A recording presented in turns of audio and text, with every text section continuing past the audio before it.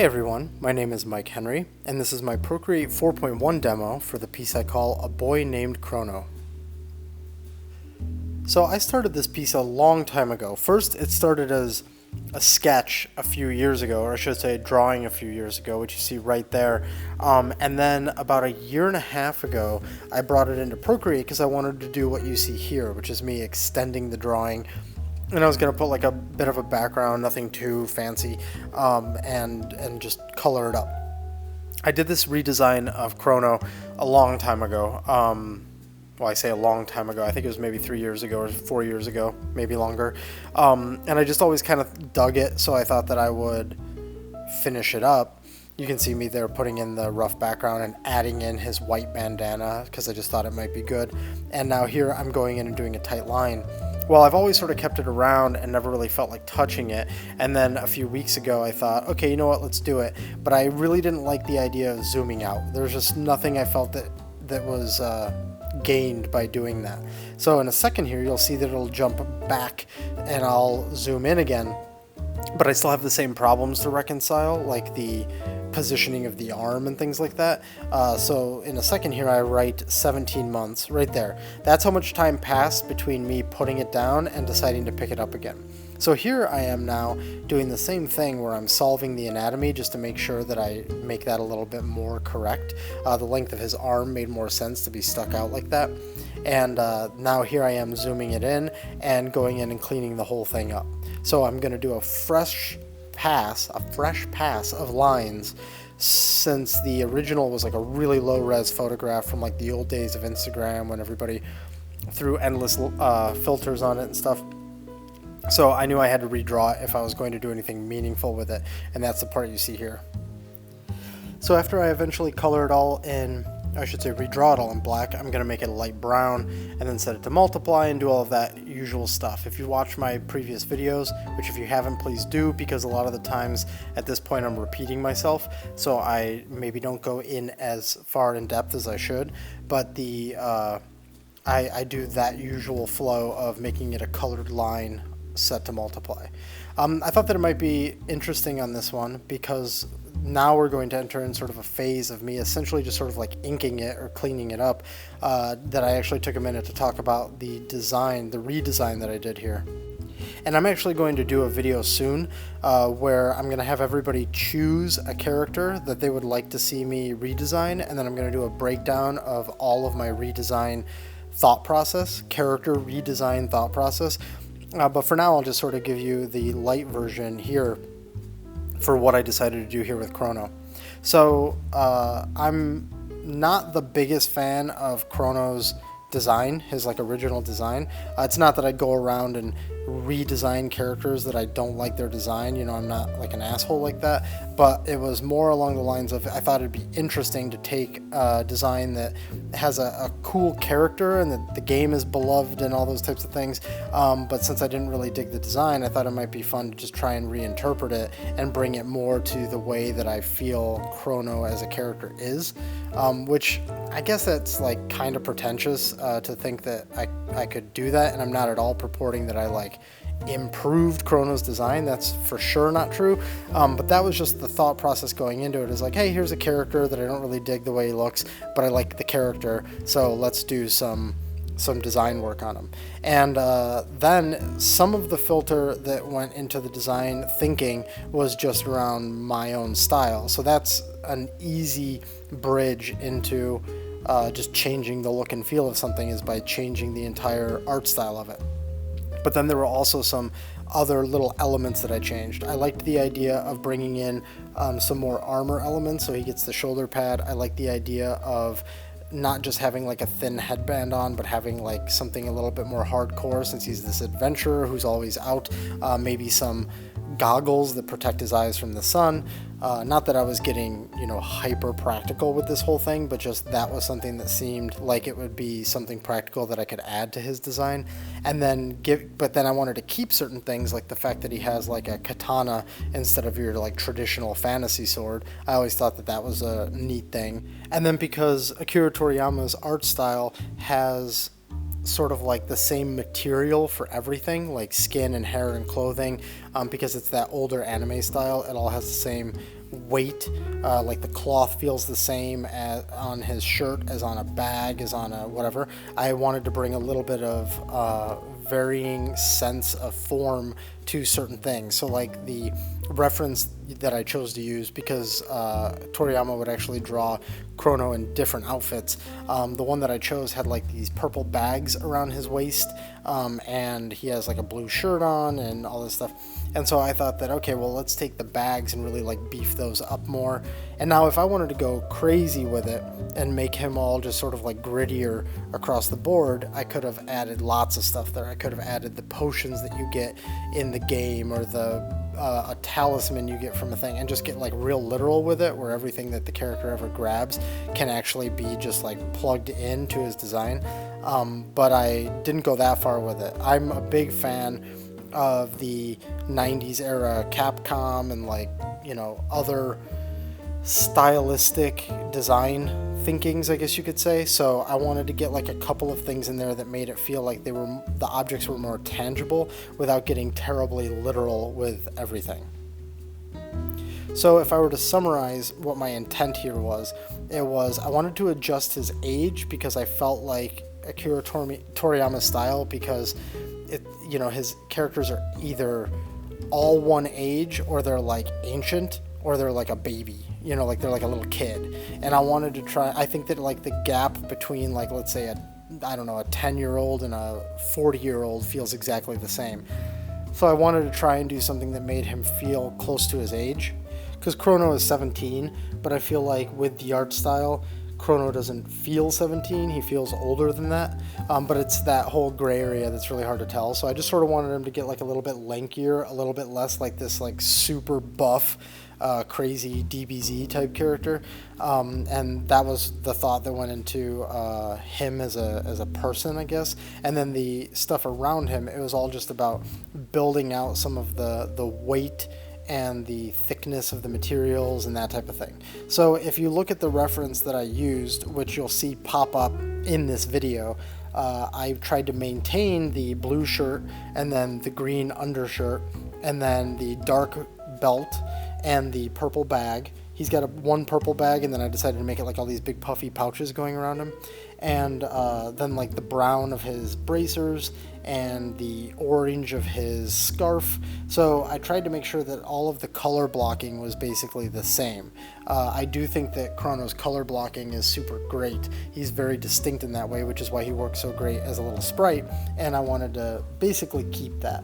Again, the main things that I changed from the reference was changing the headband into the goggles, and then adding the actual armor, the actual shoulder piece, just because I feel like it adds a little bit more there. I think it's kind of weird for somebody to be this like adventurer type and just be wearing like pajamas. It just didn't feel as good. Maybe one shoulder pad like doesn't actually solve the problem. It's not like I suddenly made him like this big hardcore thing, but I just thought that it maybe made some sort of sense somewhere. So I guess you could say that a lot of the redesign was powered by preference more than powered by specific design goals or specific needs that the character had to fulfill.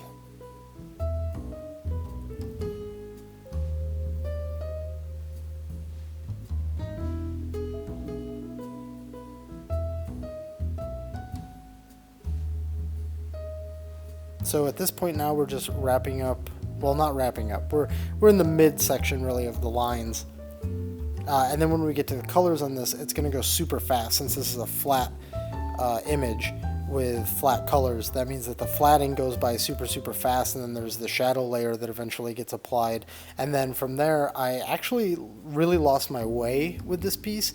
I didn't exactly know if I wanted to do like a rim light or some light from the top, and at one point you'll even see I scribble in just some white light, which is sort of making it more like the actual Chrono Trigger style. So, because Chrono Trigger in their highlights, it's just pure white in the art. I mean, I don't know about the game, I can't remember for the game, but which is something I like never do. I might use like a bright white for a rim light, but to use white as like my highest value, I never do that. So I even toy with that idea, and then I end up with something that I'm mostly happy with, but I think ultimately I like the line art design better than what I've actually did with the colors.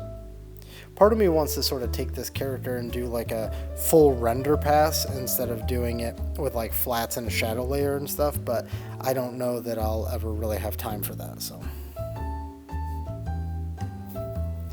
Alright, let's watch the lines go, because I've got like nothing else to say at this point. I've drawn with fat pencil, yada yada yada, and I'll see you when the flats start.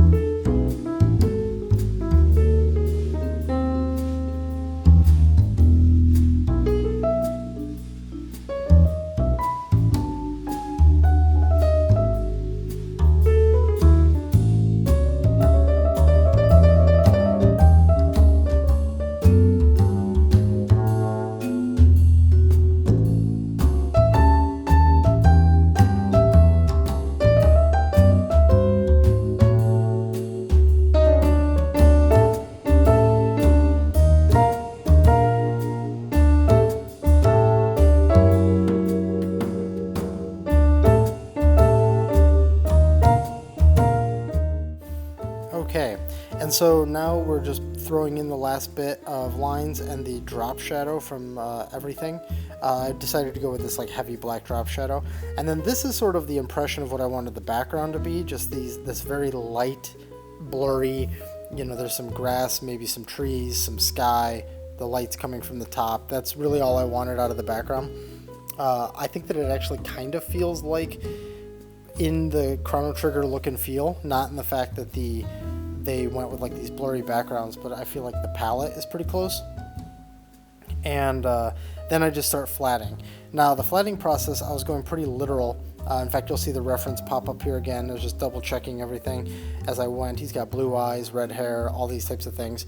And then once I get all of the flats in, I do some tweaking. And then once I get like the shadows and all those layers in, I do like a bunch more tweaking. I tweaked the hell out of this thing, trying to get all the values exactly where I wanted them to be for the core flats and the exact types of yellows. Oh yeah, that was one big change I made. Instead of him having bare arms, he has a cloth on his arms.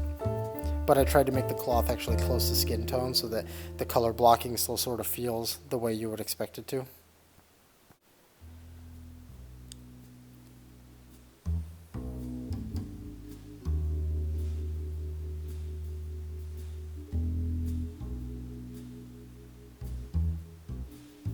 One thing that I put some thought into was the type of metal that was being used, for instance, for that bolt and then that like connector piece that's down below. It was just, Crono has this silver for like the guard on his sword, and then he's got this like really light pale gold thing, but I didn't want to go so like yellow. You can see that I wrote whoa there because the colors were just all over the place. And then here I'm trying to bring everything a little bit tighter, little tighter in terms of not making everything so tiger stripey, and then bringing some of the saturation down on things, just giving it softer flats overall. And now I'm in the shadow phase, which is where I do my select paint, select clear method, which is listed down below in the description. And then, and I think this is set to like a light blue, but that's going to change. I'm all over the place with the color of my shadow in this.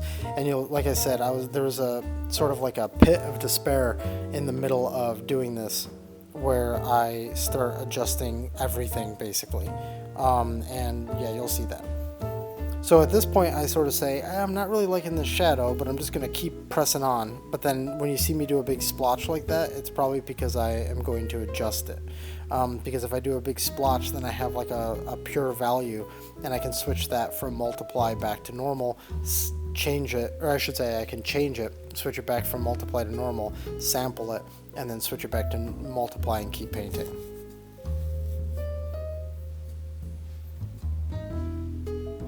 The end of this one also goes through several little tweaks and adjustments on like how it's finished off, and so I tried to slow that video down quite a bit there, but like always it goes by real fast, and all you need to know is that it's a series of things like value adjustments and blurs and noise filters and things like that, which I covered in the last video or the video before, so there's some details on how that's all done there.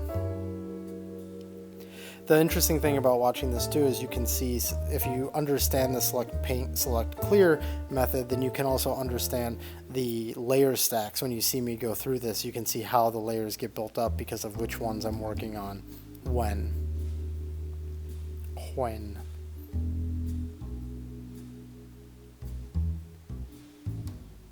So at this point there's not much to say. I'm using a big soft airbrush for my shadows, nothing too hard, and then doing select paint, select clear, sometimes laying in like big sharp sections, and then using a big soft eraser in order to pull things back like you just saw right there over the eye. And that's really it. At some point I'm going to go in and put in the shines. You can see right there my color, my shadow color just changed again. Now we're in like a light tan, and you'll see me go in and put all of my super highs on like another, like glints in the eyes and shines in the lens and things like that. That'll go on the topmost layer to not interfere with like the lines or the shadows or anything. It's just like pure so that it pops like crazy. The funny thing about this piece too is when everything's completely done, and I even posted the art on Instagram, I then realized I never put like little shines on his skin, so at the very end those add in, and so when this gets posted to DeviantArt and ArtStation, it'll have the final version there. Putting in a shine on the eye, putting in some bounce from the grass down below. There's also a gradient, a dark gradient running up him to darken his lower half and lighten his top half. Here's the metal shines for all of the sort of coppery color. Put in some grit on his bandana because it's probably gotten dirty. Put in a shine and a bloom off of his goggle. And I believe I've also added a little bit of, is there? It's hard for me to see when I'm editing this in iMovie, it's kind of small.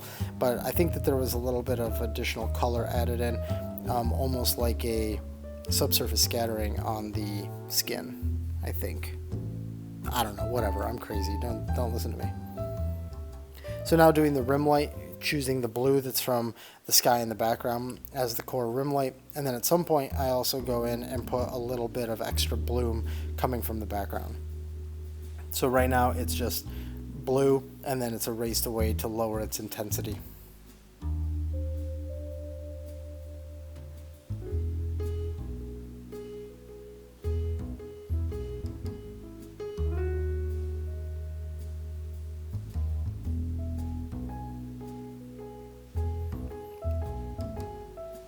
Now here towards the end, things are about to get a little hairy. You're going to see a lot of changes coming in really, really fast. So I tried to slow it down as much as possible. We've got bloom, we've got some bounce from the skin. We got a little bit more bloom, some noise, and some blur, and then you'll see all that go away because I'm like, nope, I have more things to tweak. So I put some darkening around his eyes, changed some of the values of his skin, made his skin a little bit darker and his hair a little bit darker. Right there, you just saw like a lot of change. That's me toying with the white highlights, and then I decided, no, I'm not going to do that.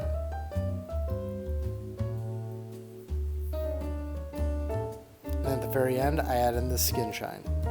So that's basically it for Crono. I hope you enjoyed this redesign and this coloring. I also want to thank you for watching. If you enjoyed, please consider liking and subscribing, and I'll see you on the next Procreate demo. And if you're looking for me on the internet, these are the places where you can find me.